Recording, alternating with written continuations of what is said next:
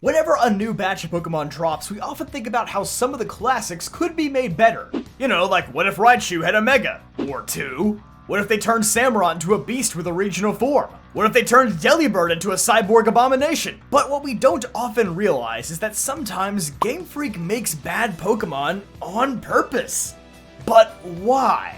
So good morning everybody, good morning, or bad morning if you're a fan of one of these Pokemon I'm about to talk about. I'm JPR, and today let's break down some very intentionally bad Pokemon. Let's start with one of my favorite examples because it actually covers multiple bases, Spinda. Spinda is a very blatant gimmick Pokemon, which are almost always meant to be bad because they intentionally want to only highlight one aspect of their design. Unless of course they're Smeargle, we just call him a war criminal. In Spinda's case, it's the fact that it can have over 4 billion different spot patterns. A pretty dizzying amount, wouldn't you say? Okay, sorry, I had to. Side note, this isn't related to Spinda being intentionally bad, but it constantly being dizzy may actually be a reference to the Qinling pandas in China who constantly suffer from metal poisoning due to living on polluted farmland, which in turn makes them dizzy. Oh, that's just wonderful. But this may also be why Spinda was introduced on Hoenn Route 113, which is an Ashridden wasteland on top of what was implied to once be a farm. It's nice to know that Spinda is dizzy because the ash is poisoning the crops. What a wholesome Pokemon. But even by gimmick Pokemon standards, Spinda is known for its downright atrocious stats, possessing a base of 60 in every category. What could have possessed Game Freak to curse this already underwhelming Pokemon with such mediocre stats? Well, it's likely because all these 60s add up to a base stat total of 360, or a perfect circle. Not just referring to the circle patterns on its head, but how doing a 360 can make you dizzy. Now I know what you might be thinking, isn't this kind of a stretch?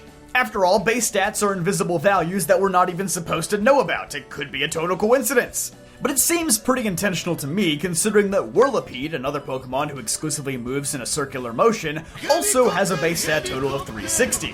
I honestly should have included Spinda in my filler Pokemon video from earlier this year because it's kinda shocking just how much thought they put into this Pokemon, who most people would completely glance over. And to think that those horrendous stats were actually intentional the whole time. What a twist! Next, let's turn back the clock to another underwhelming normal type who finally received a long-awaited evolution in Gen 9, Dunsparce. Honestly, I'm kind of surprised that Game Freak finally caved and gave this guy an evolution after decades of the internet demanding it. Because, if you couldn't tell, Dunsparce is another very intentionally bad Pokemon. It's about as unremarkable as an unremarkable Pokemon can be. It's not a gimmick, or even has the horrendously low stats of Spinda. There are plenty of Pokemon, especially in Gen 2, who are just way worse. Dunsparce is as middle of the road and forgettable as it gets. And when considering that Dunsparce takes inspiration from the legendary snake-like creature in Japanese mythology, the Tsuchinoko, it becomes even odder just how underwhelming this creature really is. What makes Tsuchinoko different from other Japanese cryptids, though, is that for centuries the Japanese people have long believed that it actually exists somewhere within the deep caves on the island. Hence Dunsparce's location in Dark Cave. It's kinda like how the Loch Ness Monster is real to a lot of people, or how Bigfoot is real to Americans. Well, he's real to me at least. But instead of playing up the legendary creature's fearsomeness as it's described in Japanese legends, instead, the designers of Dunsparce decided to paint a much more realistic picture. That being that oftentimes things we mistake as supernatural are often very underwhelming when they're actually discovered in the real world. Dunsparce is supposed to be a depressingly sobering take on the legends of the Tsuchinoko if it were real. Tsuchinoko is able to fly? Well, Dunsparce can too, with his pitiful little wings that barely take him anywhere, you know, stuff like that. And while many fans believed that Dunsparce would one day turn into the fearsome dragon that he was always destined to become, instead, he remained a steadfast reminder that sometimes things just aren't as exciting as we hype them up to be. Oh god, Pokemon Legends ZA, please don't let me down. And although they did eventually crack and make to Dunsparce, he too seems like a very intentional continuation of this joke. 20 years of waiting just to get a slightly longer Dunsparce. No dragon typing, no crazy powers, nothing out of the ordinary, except for that measly 1% chance that it has of growing a third segment when it evolves. Showing that, hey, maybe there is a tiny bit of hidden magic to this guy, even if it still wasn't what people expected. I mean, its name is Dunsparce. What did you expect? It's kinda genius that they gave the fans the big Dunsparce buff that they were waiting for, but this evolution still stuck to the original script and played it off for laughs. Well done, Game Freak. Speaking of weird Gen 9 Pokemon, instead of doing more of the regional forms that we have come to know and love, Game Freak said, wait, we have an infinitely lamer idea. Convergent Pokemon. Essentially just taking a pre-existing Pokemon with its same stats and redesigning it with new typings and abilities. Although they ended up breaking the stats rule with Poltergeist and Sinistcha later on, so I can't even say for sure why these Pokemon are the way they are. Regardless, the first two iterations of these Pokemon, the Wiglet and Toedscool families, are pretty much just reskins of the Diglett and Tentacool families that maintain their original stats. And while Wiglet and Wugtrio are, well, not very good, they are not the focus of this section. Rather, Toedscool is the most interesting example here. Since it maintains Tentacruel's original stats, including its rather high 100 speed stat, Toedscool had the potential to be a huge problem in the competitive scene. As a fungus-based Pokemon like Breloom, Amoonguss, and Parasect before it, Toedscool was going to have to learn the move Spore, arguably one of the most potent moves in competitive Pokemon, as it could put you to sleep faster than an isekai anime. Obviously, there's a reason why Breloom is the fastest Spore user at only 70 base speed. Anything above that could easily become one of the most broken Pokemon in the game. So when Toedscool was invented with Spore and 100 base speed, Game Freak was keenly aware of the chaos that our fungus friend could unleash upon the metagame. And so, it was nerfed by its own signature ability, Mycelium Might. An ability that ignores abilities that would normally grant immunity to statuses, at the cost of your status moves always moving last. So effectively, without erasing its own ability with something like Mummy or Skill Swap, Toedscool went from the fastest Spore user in the game to the slowest. Which is why Amoonguss gets to live to fight another generation as the premier Spore user. Yes, Toedscool is the latest example of an Achilles heel Pokemon. A Pokemon that would normally be so powerful that Game Freak had to give it one glaring weakness that often just makes it bad. Before Toedscool, there were much more clear examples of this. Like Archeops with its Defeatist ability, which cuts its attack in half once it reaches 50% HP or lower. Coincidentally, more than 50% of my viewers aren't subscribed, so it would be awesome if you did. Looking at Archeops' stats, it's pretty clear to see why this was done. Pre-Gen 6, this thing probably had the stats to be the best sweeper in the entire game. Adding to that fact, you can get the fossil Pokemon in Black and White earlier than just about any other game, with you only needing 3 badges before you can find the remains in the Desert Resort. Obviously, this was before Game Freak lost their minds and started giving out free Mega Pokemon at the halfway point in the Gen 6 games. So there probably was real concern that players who chose Archeops would just obliterate the entire game with ease, and thus, this ability had to be created.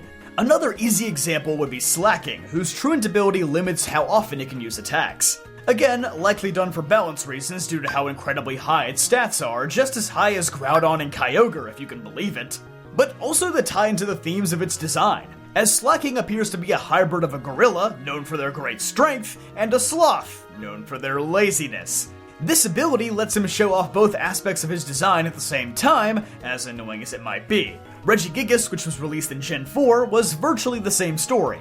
An absurdly powerful normal type with an ability that prevents it from gaining its full strength for 5 turns. This time, the ability was tacked on for lore reasons, as Regigigas had been sealed away for so long that it naturally wouldn't be able to battle at full capacity right away. All 4 of these Achilles heel Pokemon tell a very similar story, but for very different reasons, which is personally why I like all 4 of them. And in a roundabout way, these Achilles heel Pokemon are likely what inspired Pokemon like Cofagrigus and Galarian Weezing, who have the ability to erase these massive weaknesses. It's like they realized, okay, maybe we made their weaknesses a little too pronounced. So let's at least give them a strategy that allows them to possibly be good. There also exists a category of Pokemon who unfortunately are bad because of the circumstances that they debuted under. Take for example, Flareon.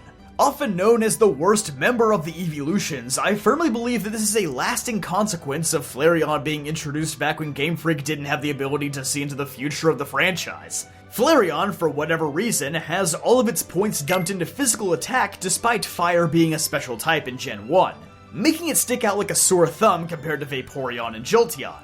But I feel like this was done very intentionally because Eevee was originally obtained in the same city where you fight Erica, the grass-type gym leader. If you chose to evolve Eevee into Vaporeon or Jolteon, you'd have to wait a pretty long time for them to become good members of the team, despite their infinitely better stats. However, Flareon gives you instant gratification. It beats Erica and Koga pretty solidly, so giving it poor stats and moves may have been intentionally part of the plan to keep the game somewhat challenging. I'd say this is more than just a hunch, given that Gen 1 also uses its starters pretty effectively as a built-in difficulty mode. And Abra is another great example of delayed gratification, being absolutely terrible at first, but evolving into one of the game's strongest Pokemon down the line. It's the same design philosophy that Pokemon like Magikarp, Ralts, and Wimpod also abide by. To get something special, you have to put the work in first. We also have to remember that pre-Gen 6, gift Pokemon used to be pretty notoriously bad. Togepi is by no stretch a good Pokemon in Gen 2, Why Not is essentially a dex filler in Hoenn, and even the Unova Monkey Trio are all given pretty deliberate middle-of-the-road stats, so that having access to a Pokemon that evolves early with a stone wouldn't wipe out the numerous other grass, water, and fire options that Unova had to offer later on. But returning to the competitive side for a moment, a Mega Evolution would certainly not be the first thing that comes to mind. But unfortunately, for many competitive players, one Mega does feel distinctively worse than its original form, Garchomp. Back when Garchomp was first made, it truly felt like a Pokemon in its own league. Its 102 speed put it just above all the common meta-defining threats like Salamence, Mew, Hydreigon, and virtually all the big box legendaries at the time. Generations 4 and 5 were almost entirely defined by Garchomp's viability. So when the very popular pseudo-legendary Pokemon was chosen to get a Mega Evolution in Gen 6, Game Freak made a pretty conservative choice to lower its speed in favor of raising its bulk. But in reality, this was likely done to avoid making Garchomp more of a monster than it already was. I mean, fairy types already suggested that this was a pretty targeted nerf. As a result, Mega Garchomp is unfortunately stopped in its tracks by a ton of Pokemon that it used to be faster than in its base form. And unfortunately, in competitive Pokemon, almost nothing is more important than speed. The slightly sad part is, Gen 6 had such aggressive speed creep that even if they kept Garchomp's speed stat the same, I don't think it would have been that much of a problem. There still would have been tons of new Pokemon to give it a hard time, like Greninja, Noivern, Mega Gengar, or heck, even Mega Manectric with Hidden Power Ice. While Game Freak may have shot for the stars to make some Pokemon like Kangaskhan and Mawile finally viable, I think they played it a little too safe with Mega Garchomp, and ended up intentionally creating a less usable version of the original. Of course, there are countless other Pokemon who I haven't mentioned in this video who are just bad for the sake of creating a more varied game with more options. Pokemon has never had traditional difficulty settings, except that one time that they were very poorly implemented in Black 2 and White 2, but the fact of the matter is, it's kind of a choose-your-own difficulty thing using the options you're presented with. If you want to use that Mega Lucario that Karina so graciously gifts to you after the 3rd gym in X and Y so that you never have to think ever again, you are free to do so. But inevitably, some players are going to want to seek out a harder experience by using Pokemon like Lumineon or Carnivine who were simply just outclassed by the dozens of better options. Now, over time, it definitely does seem like Game Freak has changed their philosophy around creating bad Pokemon. Now, instead of just making bad Grass-type option number 86 like in the past, usually bad Pokemon are created with some sort of a unique flavor in mind.